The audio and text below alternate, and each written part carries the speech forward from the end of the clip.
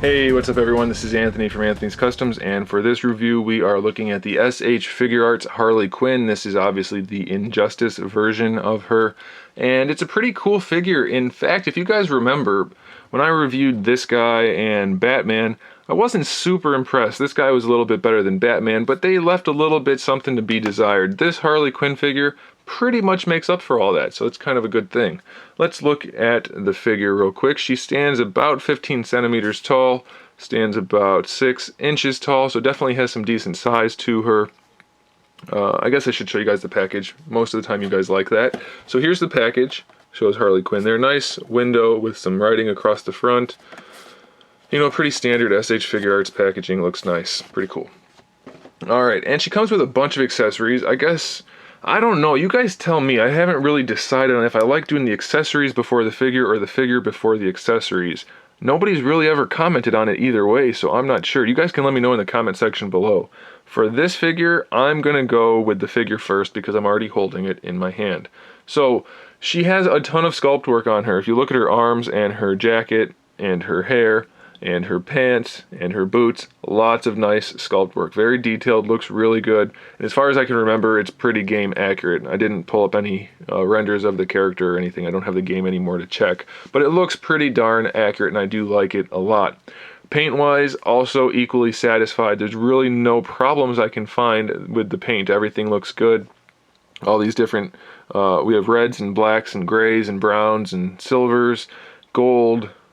Paint on her shirt looks really good. They painted the those weird suspenders. I'm not sure what kind of suspenders those are, but those things, they're painted really well. The belt, you can see little detail on there, painted nicely.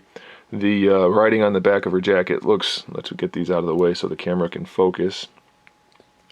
So that looks pretty good. Even the diamonds back there, super clean. Everything looks really nice. The paint on the face, also really clean. So paintwork, sculpt work, top notch. Really happy with it. Let's talk about the articulation. Let's start at the very top. We have swivels in her bun pigtail things, so that's good.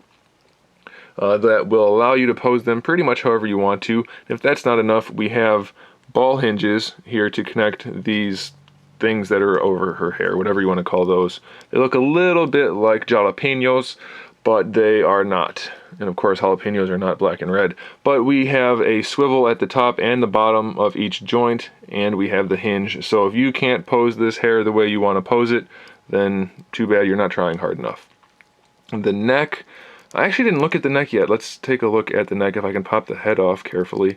And I don't want to pull on it. It seems to be a ball hinge. So basically like the DBZ figures, a peg at the bottom where it connects to the neck, a hinge, and then, well, maybe just another straight peg, it feels like. So we can rotate that around, probably, and get her to lean her head a little bit. It doesn't give us a great, yeah, it's in there. So it's definitely a ball hinge.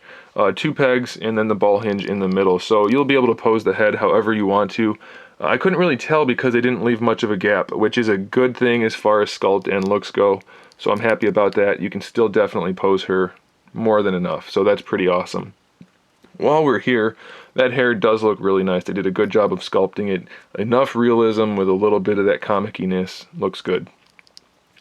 For the shoulders, we have a ball peg that goes into that socket right there, so that moves around. At first I thought the sockets might pull out like a butterfly. Neither of mine do, so I'm assuming those are just the actual sockets, not that they are actually articulated. But we do get a decent range of motion out of that, and then we get our really nice ball hinge, which brings the arm all the way up. With that socket that moves, we can really keep the arm wherever we want. No problem at all. Very well done. We get our bicep swivel at the top of that cuff, so it's even better hidden than if it was at the bottom of that cuff. Very nicely done. I like that. We have our elbow hinge. It goes about 45 degrees, so that's really good. 45 this way, so this wouldn't actually be 45 unless you're just saying it has a range of 45. Anyway, goes really far, so better than 90 degrees. That's good. Wrist hinge is a standard ball peg, so, or ball hinge. You get the hinge, it'll rotate around at the wrist. It's really stiff, but it's supposed to, I believe. I can't, yeah, it still swivels. It's just really stiff. Be careful because it's kind of small. Then you get the ball peg on there, kind of similar to like the Kamen Rider or the Power Ranger joints, where it's the hand is actually on a little ball peg on top of that. So it'll pop off really easily, but it shouldn't be a problem.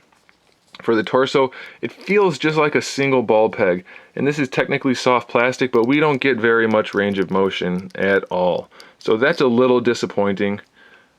I was really hoping that she would be a little more flexible just for some posing options. It's not great. Side to side a little bit, front to back a little bit. We do get our rotation out of it, but still pretty limited. The other thing that limits that is that's the only torso joint. There isn't another one down here. There's no like floating crotch piece or anything. So torso is pretty limited. That's a little disappointing, but the rest is pretty well done. As far as the hips go, they are not hinged ball pegs like your DBZ figures or some other figures that from the SH Figuarts line. But they don't really need to be, so it's okay. The way she's sculpted, you can pretty much get your range of motion out of it. Again, it would be nice if she was a little bit more posable, but it's not bad. You can't get the legs out to the side too far, but they go pretty far, so I think it's okay. So we have that standard ball peg that's fixed, goes into the socket, and then we can rotate the thigh. Well, first of all, you can rotate the socket pretty far, but then the thigh rotates around that also. So you get pretty good range of motion out of those hips, even though they're a little bit more simple than what we're used to.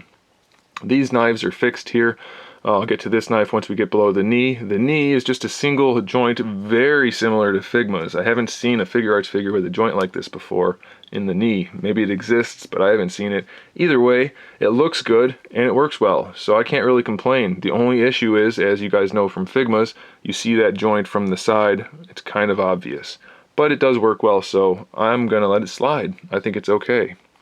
And then, like I said, I'll mention this knife. This actually is an accessory that comes out. They did a pretty good job with that, not making it look too bulky and making it fit on there nicely, so that's good. You see we have unique sculpts on either side, but the range of motion is pretty much the same. I think the red side's maybe a little bit better, but they're about the same. We get our basic ball hinge in there, so it'll swivel at the shin and in the foot, and we have the hinge.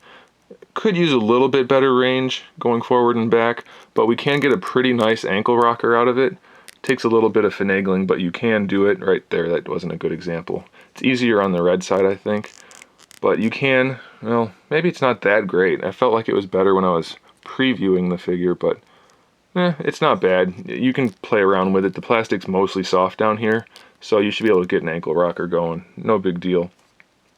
And then we get a toe joint, which is pretty limited, but it's there, so if you want to use it, you can use it. It's nice and stiff. As far as the die-cast parts go in the figure, I think maybe these spikes are. I'm not certain on it. They feel like they might be, but again, I'm not sure about that. And I know that the two guns are, so maybe that's it. I don't know. I don't think the instructions said, but I don't really remember. So I like the figure. I think it looks really good sculpt and paint-wise. Other than the limited torso articulation, she's pretty well articulated, so I'm pretty happy with it so far. Let's look at the accessories now. And again, let me know in the comments if you want to see the accessories first or the figure first. And I will try to do whatever the majority says most of the time. I'll probably bounce around though. So first we have a hammer, which is really well done.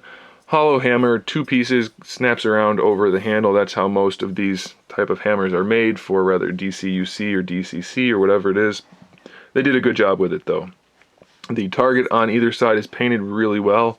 The gold and then the diamonds around all looks really good. Nice sculpt work in the handle, and then a little bit of red on there. A really nice accessory, good size to it also. It's going to be great for posing. We have 2 guns, like I said. These are definitely die cast. I don't know if you can hear that. You can hear the metal on there. I don't know if it'll work if I tap this. It sounds like plastic actually, so maybe there is no more die cast. I couldn't find anything. I thought the knives. Nope. No, well, nope. I don't think anything else is. Anyway, 2 pistols.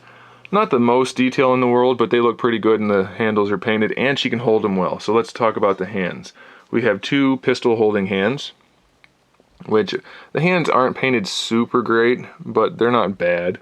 I don't remember if she has painted nails in the game or not, but she doesn't even have sculpted nails here, so that may be an inaccuracy, I'm not sure. Like I said, holds the guns really well in the hands, so that's a good thing. We have 2 gripping hands for the hammer, 1 for either side. We have a fist hand for either side. She comes this way in the package, that's why it's like that, by the way. So we have a fist, and then we have an open hand for either side. And then lastly, for the hands, we have one of these hands, which is for holding this accessory, just like the Joker came with, a really nicely done tiny Joker playing card.